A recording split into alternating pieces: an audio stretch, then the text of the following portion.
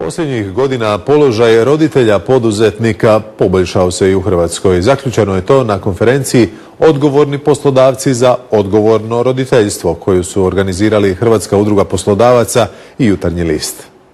Evo, tu su moji Ivo i Lukas, uvijek u akciji, zabavni. S dvoje male djece Dijana se nije prepala poslovne prilike. Pokrenula je tvrtku i uz ulogu majke pripisala si onu poduzetnice.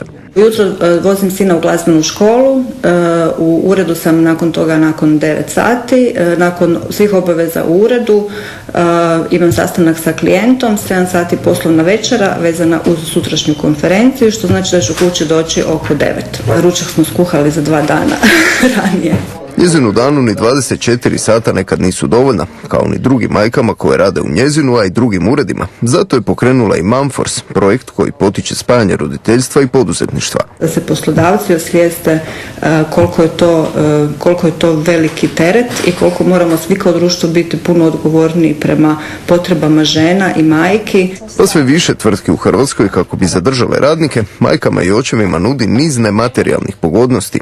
Od kliznog radnog vremena koji ima prilično široki raspon vremenski, do toga da ljudi mogu određeni broj dana u mjesecu raditi od kuće. Na taj način zaposlenici su sretni jer si mogu o djetetu se brinuti na pravi način, a opet ne moraju uzimati slobodne dane.